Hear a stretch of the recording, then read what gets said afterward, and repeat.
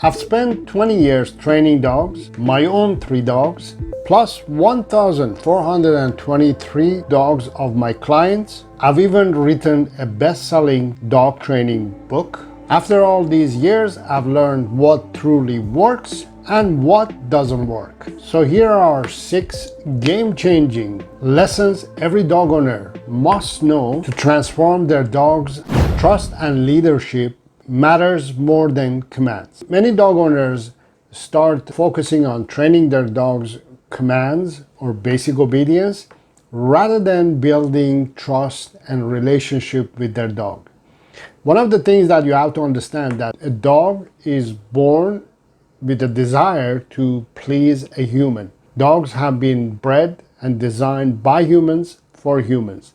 So their core purpose is to be very connected to humans, and you can take advantage of that and just build a deeper connection with your dog. Remember, teaching commands doesn't make you to become in control or in charge of your dog. It doesn't make you to become a leader. Although it is important to train your dog the commands, which is a good way of building a communication system with your dog, not a tool or a way of building a leadership to your dog. Leadership with dogs does not develop by force or commands or relying on tools or gadgets, including treats. Leadership develops by building a trust and clear communication with your dog so your dog can see you as its leader. So focus on induction, where you're encouraging your dog to learn something and be part of your life rather than forcing your dog to start listening to you and you start forcing yourself to be your dog's leader. So by understanding this simple concept, a dog will naturally start trusting you and listening to you. Which brings me to the next lesson. Food training is not everything. And unfortunately, many dog owners are relying on food to develop relationship with their dogs as well. But using treats and relying or depending on food or treats, not only to develop relationship with your dog, but also get your dog to listen to you, forces you and your dog to depend on a tool or a gadget, or in this case, to treats and food.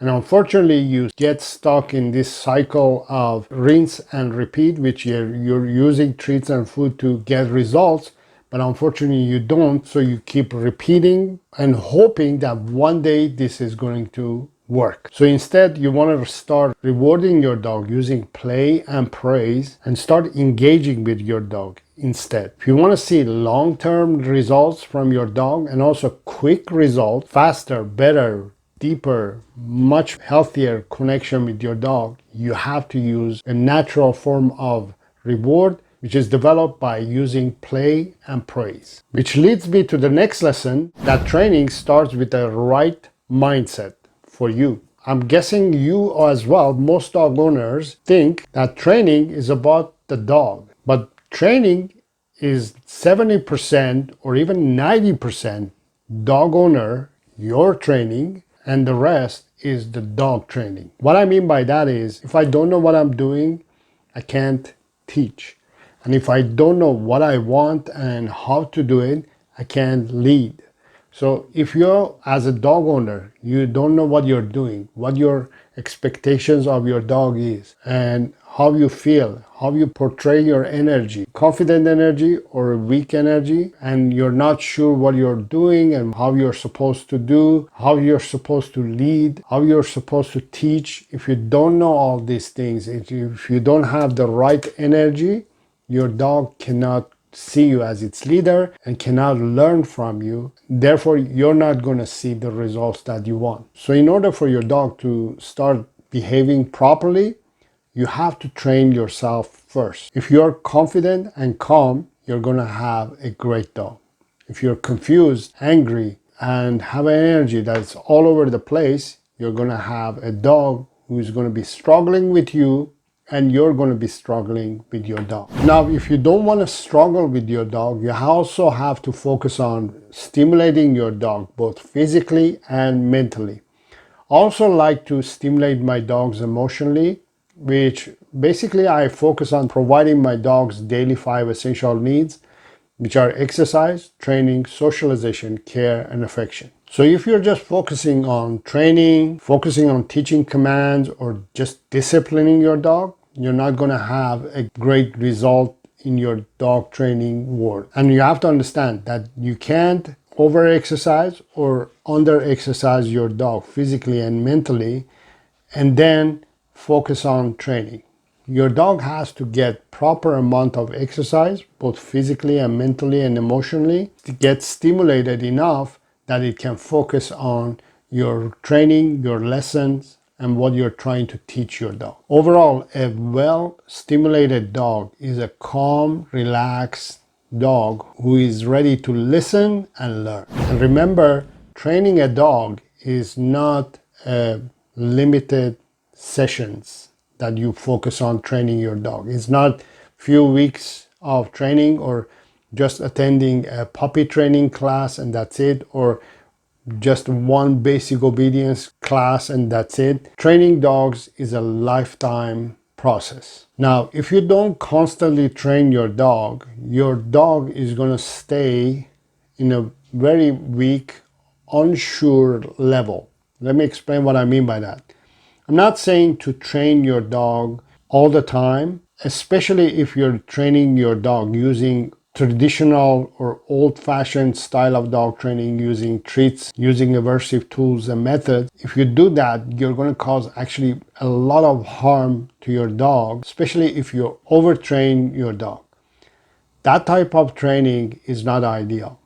But if you start training your dog using play and praise reward system, which creates a fun environment for your dog to interact with you, so you're providing a fun environment and also a fun energy, your dog is going to be much relaxed and in a good mood as well, where it's going to have an easier time to learn and to be trained. Whenever I use play and praise to reward my dog and train my dog, I don't feel like I'm training my dog, and my dog is not feeling that is being trained. That's because we are in a different zone. We are in natural state and we are just enjoying each other's company. We're interacting with each other. We're learning, we're teaching, we're having fun. So it doesn't feel like training. So therefore, I do that every day with my dog. So therefore, it becomes a daily habit that I do it with my dog anyways. And beside that, not only I train my dog, I exercise my dog, I socialize my dog, care for it, I share affection with it. It's just the perfect recipe for a perfect dog. The way I treat my dogs is that I allow them to be naturally integrating and getting involved with my lifestyle. And when they are in that zone, they know exactly what they're supposed to do. They know what my wishes and my wants and don't wants are. I don't have to repeat myself every day. I don't have to correct my dogs every day. I don't have to talk to them every day and tell them, don't do this or do this instead. They have this routine every day that they know what they're supposed to do. They are having good time. They're relaxing. They're getting involved with me and my life. And yet, they don't bother me. That's because I have a clear communication system with my dogs. You have to understand that dogs, they don't understand exactly what we are saying or the language that we're using. They can figure out and guess what we are saying, certain words, and they get used to those. But mainly they follow our humans' energy. If you're anxious, if you're stressed, if you're happy, if you're sad, if you're frustrated, if you're uncertain, they follow these energies and they respond to those.